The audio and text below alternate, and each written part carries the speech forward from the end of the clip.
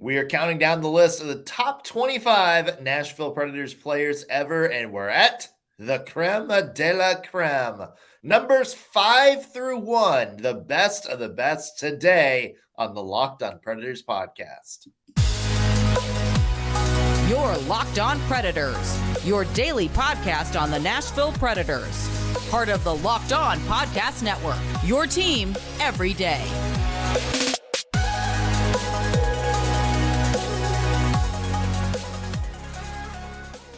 Thank you for making the Locked On Predators podcast your first listen of the day every single day. We are your free daily Nashville Predators podcast available to you wherever you get your podcast and on YouTube. Want to shout out all of our special loyal Locked On Pred heads out there, the everydayers who tune into every single show. We love you. We appreciate the love and support you guys give us week after week. I'm Nick Morgan. I'm a writer at penaltyboxradio.com, and I have a partner in crime. You do. I'm Ann Kimmel. I'm a writer at InsideThePreds.com.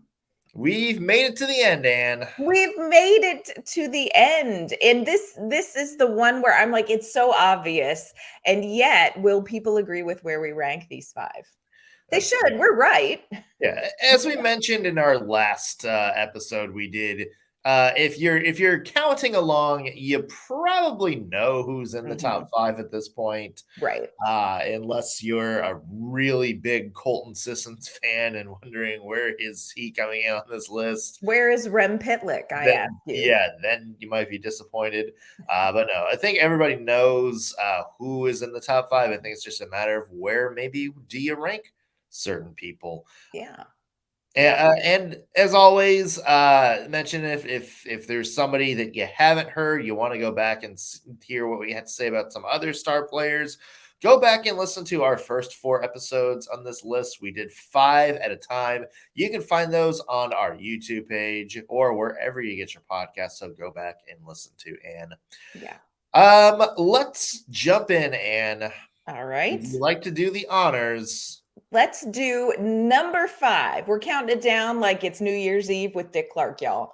Number 5, defenseman Kimmo Timonen. Okay, first of all, greatest name in Predators history. That's just a fun guy to root for. And you got to love, like we said before we recorded, you got to love the Finns.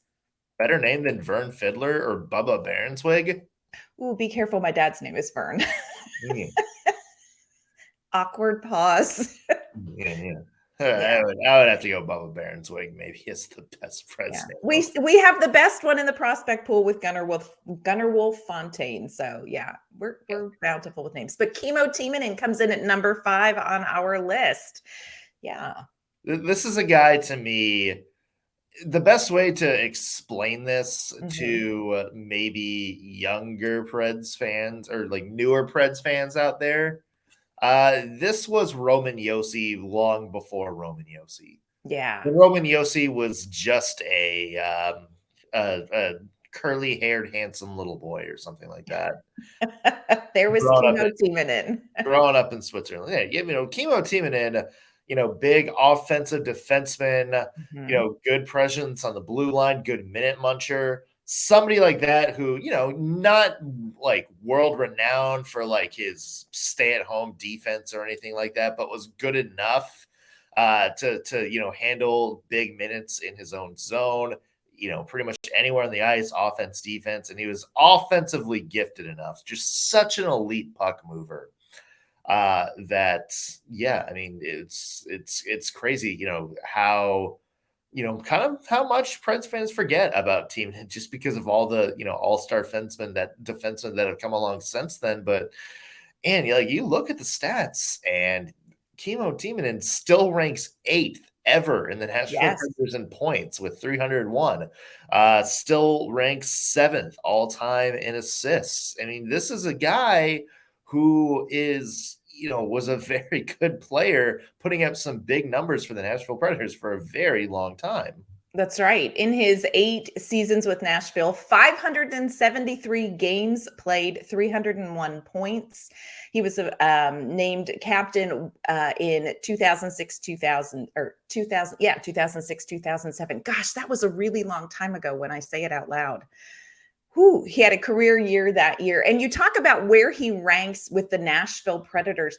I think it's really interesting where he ranks when it comes to the power play. He had the third most average time on ice when it comes to the power play of any Predator in history, fourth in power play goals, second in power play assists, third in power play points. He's only surpassed in power play points by Josi and Weber. 60% of his points were scored on the power play. So this is a guy who contributed, defensively. Of course, he was a good defenseman. But like you said, this was Roman Josi before we knew what Roman Josi was. Huge contributor to the Nashville Predators' success. Yeah, and the other thing to throw out, the first 3-time All-Star. Yeah, come on. Only played in 2 of those games. He hasn't sit 1 out due to injury. But yeah, the Nashville Predators' second ever All-Star, was elected 2 more times. So yeah, he is, I believe, up there only behind Shea Weber for most All-Star game appearances for the Nashville Predators. And I love that the Predators got him as a, hey, take this guy, don't take that guy. He was a preemptive trade to avoid the Predators in the expansion draft from taking somebody else that we don't even know about. And, not important. Some guy. Yeah, some guy. I'm sure he's lovely, but just some guy. And in return, the Nashville Predators ended up getting one of the top 5 players in franchise history in this trade. And of course, gosh, did he have it tough the end of his career. Dealt with blood clots in his lungs, blood clots in his legs. But how did Kimmo Timonen go out? How did he leave the NHL, y'all, hoisting the Stanley Cup? He did kiss it also, which grossed me out. But he hoisted the Stanley Cup. Now, it was with the Chicago Blackhawks. So, details. Woof. But, this is somebody who was able to achieve that goal and then walked off. And that was his retirement was, I just won the Stanley Cup and I'm retiring now. So, just an ideal way to end your career. Wish it would have been in Nashville on a number of levels, but Kimmo Timonen, number 5 in franchise history. Let's go. Good job for him. Let's move on and to number 4. Number 4 on this list, Filip Forsberg. Let me correct you. It's Carl Philip Anton Forsberg, but we'll call him Phil. My mistake, Carl. Carl Philip Anton Forsberg, number 4 for now. Yeah, for sure. Number 4 for now. We're gonna have to see what he can do to maybe rise up the ranks. Yeah. To me, and you talk about Kimmo Timonen having a good origin story. Filip Forsberg. Wow. He's gonna have still. I think it's gonna be tough to beat. Like maybe the most one-sided trade the Nashville Predators have ever made. Apologies to our number 8 greatest Nashville Predator of all time. Right. Martin Erat, but yeah, Filip Forsberg, I think it's been a while since somebody had that much hype into the Nashville Predators. We've already talked about the deadline deal that brought him here and how everybody was kind of, like, oh my God, like this is the guy, like this is a blue chip prospect. I remember he came in just those first 5 games that he played during the 2013 season. Every time he touched the puck, it seems like there was, everybody at Birchstone Arena got out of their seats just a little bit, like, oh, what's this guy going to do? And then, it's funny because I feel like this is maybe a good, kind of cautionary tale for other prospects in the Preds system too, or at least us judging other prospects, because the first 2 years he was here, you could tell he just wasn't ready for the NHL. Yeah. This was somebody who started so young, y'all. He was 18 years old when he played his first NHL game. That's young. Yeah, for sure. 5 games, 1 point his first year, was bounced between Nashville and Milwaukee the next year. And it's funny because then that third year, the year that it's like, okay, like he's got to make the roster at this point. Like, okay, what happens if he doesn't? 63 points, like his first full official rookie year in the NHL, still a Nashville Predators record. And, maybe this is like a cautionary tale for how we talk about other prospects, because isn't it just seem to be, a player gets called up, and or the team sends them, back to the minors when they're like, oh, he needs to be on the NHL. Like, what are you doing? Isn't this just kind of the cautionary tale? It's like, let's wait. Like, let's let him get his feet under them. Yeah, absolutely. And I think it's a well-timed tale to revisit for where the franchise is right now because, yes, they are in this youth movement. And I think that the fans are hungry to see all of these young prospects up here in Nashville. But the Predators learned with Filip Forsberg, a little marination in Milwaukee is often the right thing for their career trajectory. You talked about his first official real rookie season. He finished 4th in Calder votes that year. So giving him a little bit of extra time, that's huge for these young players. So I think timing wise, very important to remember the early path of Filip Forsberg. Of course, he's been here now 11 seasons, 616 games played, 511 points, 239 goals. He is 3rd in points behind Legwand and Josi. Legwand has 566 points. Forsberg has 511. Let's see where he lands at the end of the season if he stays healthy and really pops off. But he's 1st in goals, 5th in assists, 2nd in power play goals, 1st in game-winning goals, 2nd overall in overtime goals. He's only 1 behind David Legwand. So if we go to overtime, let's all just hope that Filip Forsberg gets the puck because he's going to break a record if he does. We hope. 1st in goals per 60. And, this is somebody who really, you see how important that he has been, through the Stanley Cup run, the President's Trophy season.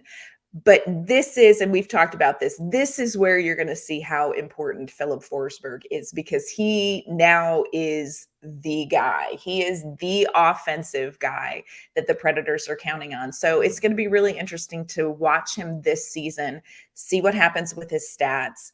Hopefully he's going to be able to stay healthy. He had that that concussion last season was rough for Filip Forsberg.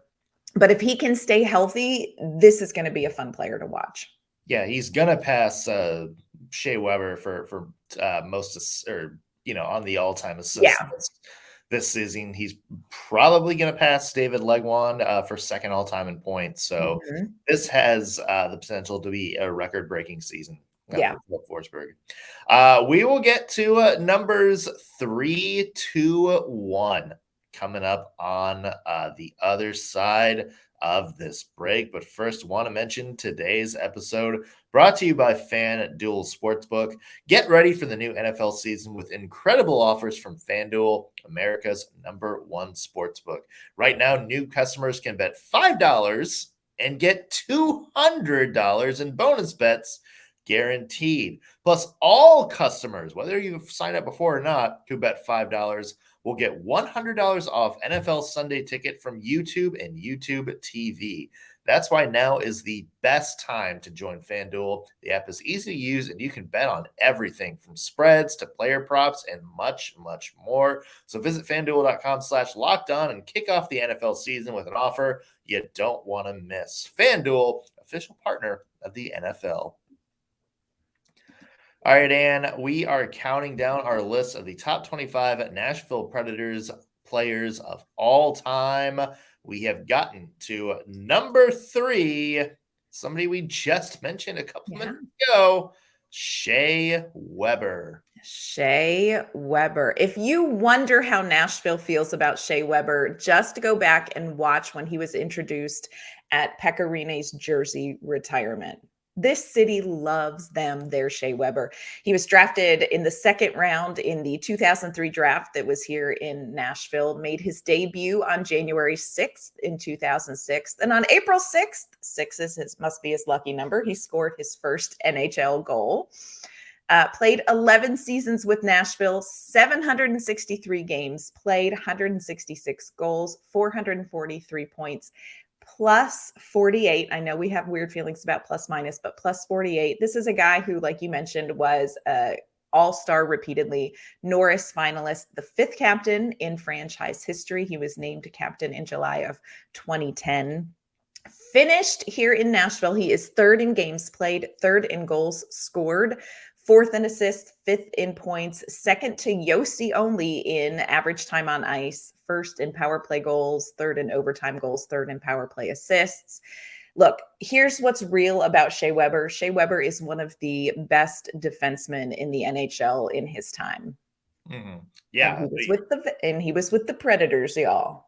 I would say from maybe 2009, 2010 to about 2015, Shea Weber was a top 3 defenseman.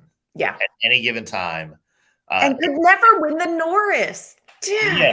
There's one of those years. There's a big argument because Shea Weber finished runner-up twice. Yes. Which was 2011 and 2012. 2011, he lost to Lindstrom. A lot of people are salty about that. My biggest qualm was 2012. Yeah. The Erik Karlsson one, because, as good offensively minded as Erik Karlsson was, I'll say this: you take that Norris voting and you do that again this year, like in the context of this season, Shea Weber wins hands down. Yeah. Because that was almost like a Cale Makar type thing. Yeah. Yeah. And like I said, I mean, this was somebody who was so beloved by this fan base. I mean, he was the spine of that team for so long, and then I think probably a part of one of the most shocking trades in franchise history.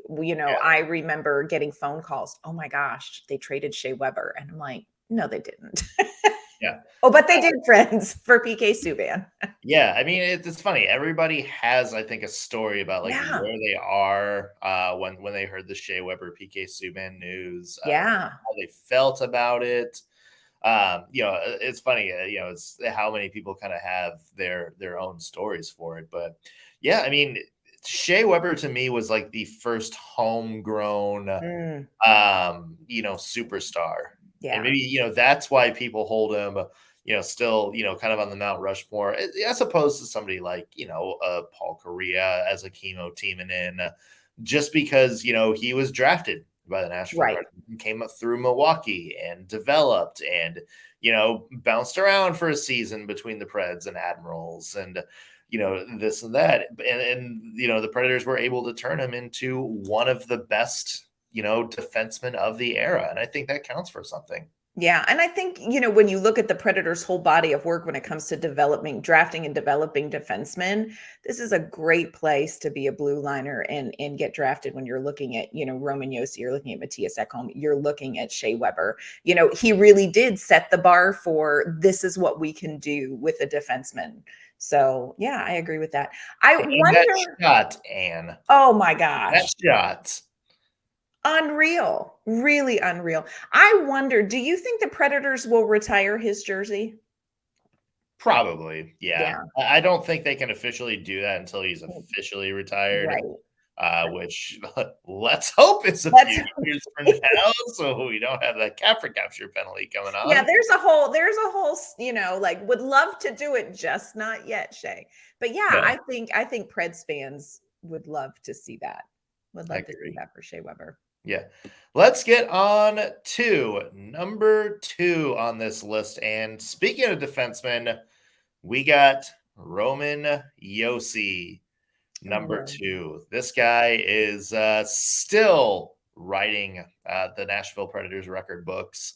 Currently most assists in franchise history, most points in franchise history. Past that, David Legwand this past season here. He is, climbing up the all-time goals record, 158. He's going to pass Craig Smith and Martin Erat this year, and maybe Shea Weber. Yeah. So he'll be top 3 in that. First ever Norris winner in Nashville Predators history. You go down this resume about Roman Josi, and it's just, accomplishment after accomplishment and record after record after record.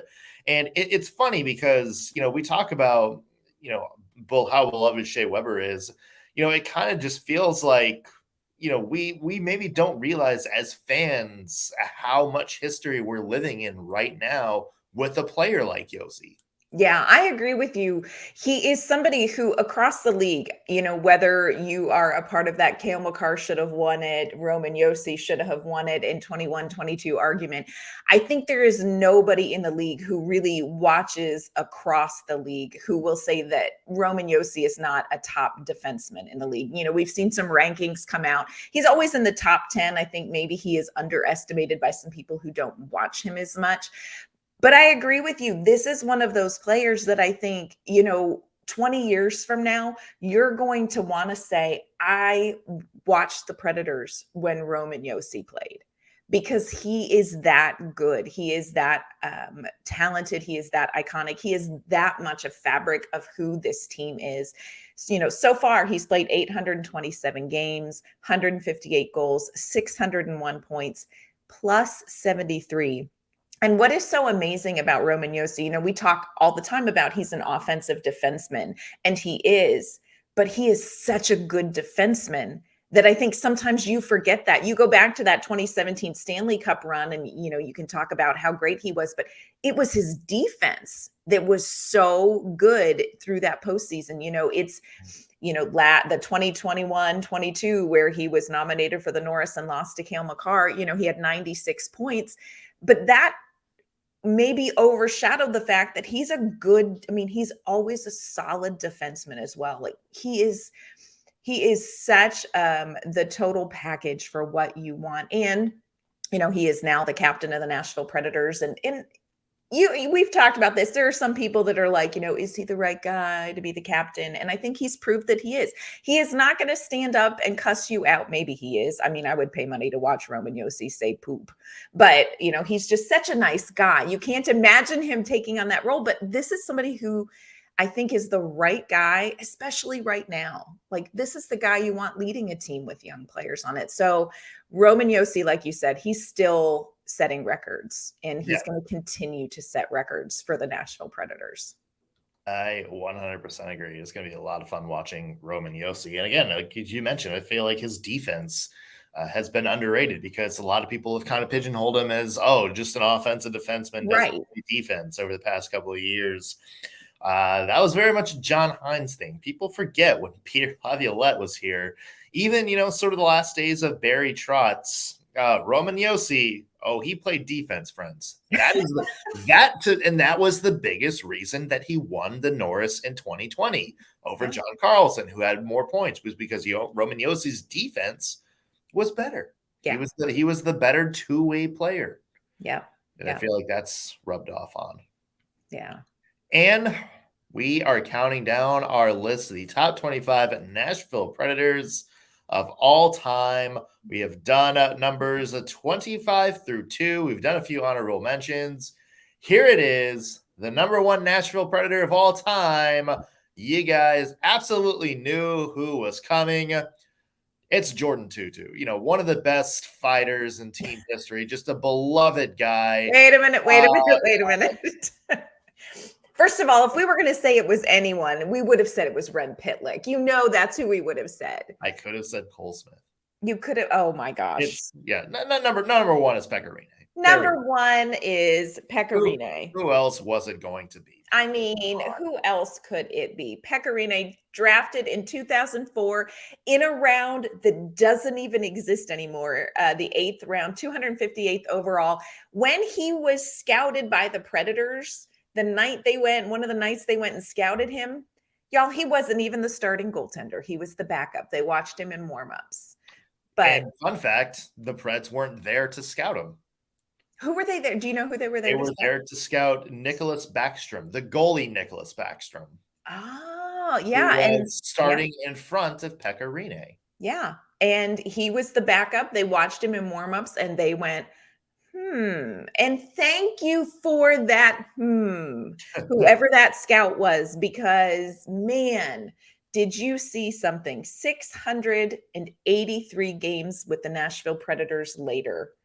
Pekka Rinne is the most important, best, most beloved, probably Nashville Predators player ever. 369, 213, 75 record, 60 shutouts, y'all. 917 save percentage over his career.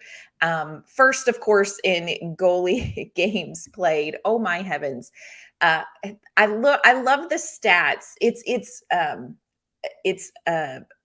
credit to Pekka Rinne, and also a moment of like, ooh, for the teams that he played behind. He has 17,627 saves.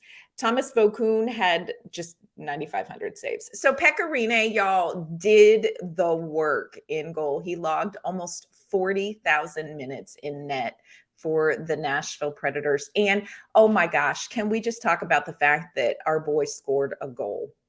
Yes, leads all Nashville Predators goalies in goals in franchise history.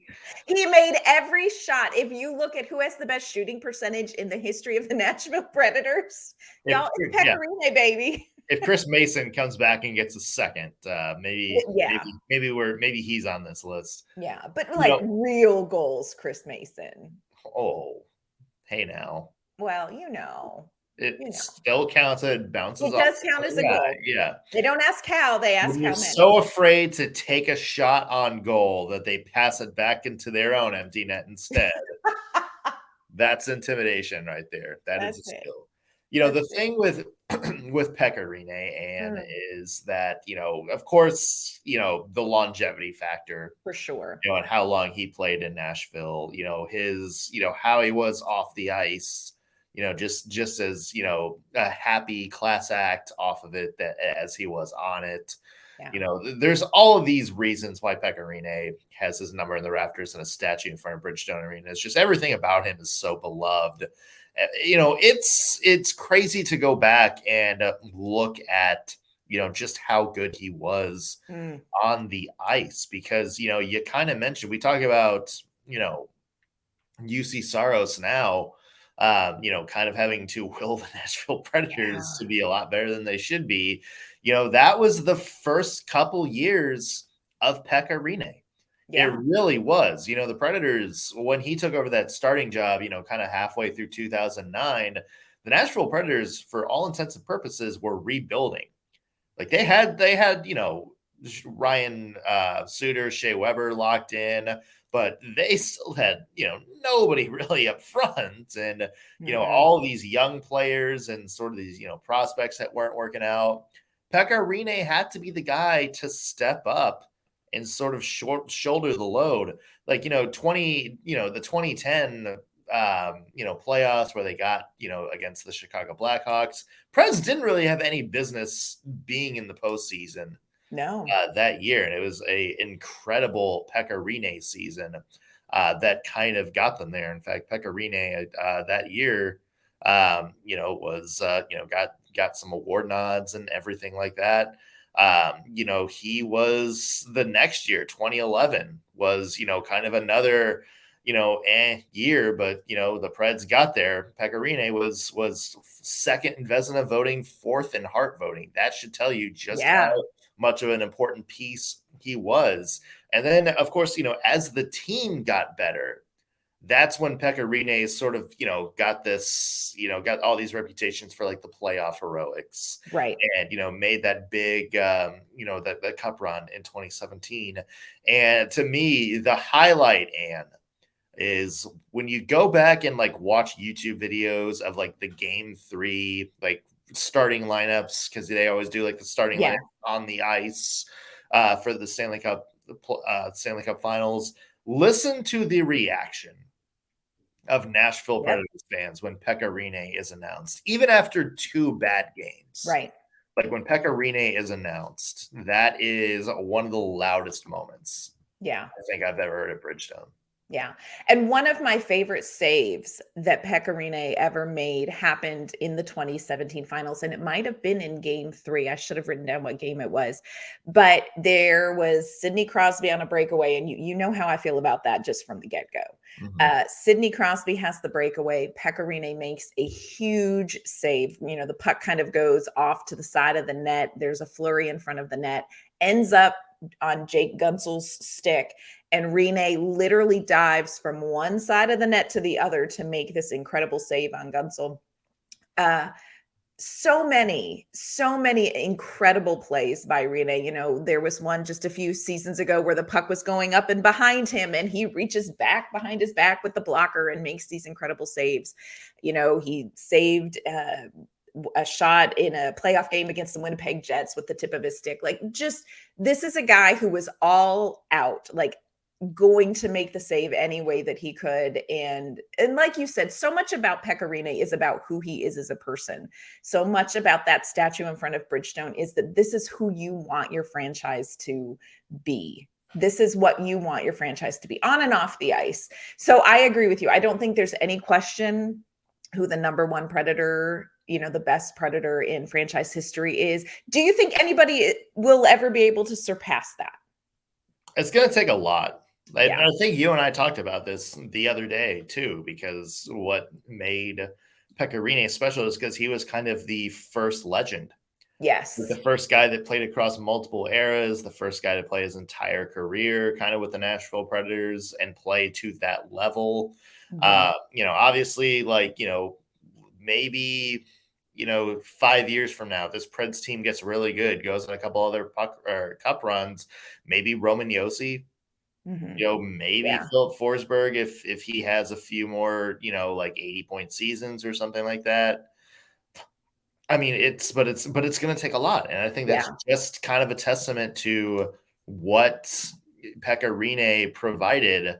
The Predators really hadn't had anything like that before. Yeah. Such a great person on and off the ice. And clearly, when you think of the Nashville Predators, you think of Pekka Rinne, which is a great thing. It's Yeah, a great thing. 100%. So that is our list. The 25 top Nashville Predators players of all time. What are your thoughts? Who should be ranked higher? Maybe if there's a player that you thought deserved to be mentioned and make this list. You know, let us know that as well. Let us know on our YouTube page or find us on X or Twitter or whatever at LO_Predators. And where can people find your work? You can find my work online at InsideThePreds.com. You can find me on Twitter, X, whatever, at AnnK_Mama on Ice.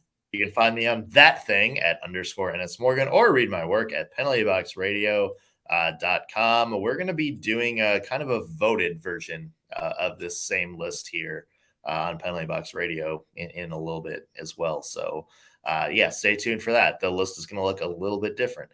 That's going to do it for us on today's Locked On Predators podcast. Thank you for making us your first listen of the day. We will be back with all new episodes later this week. We'll see you then.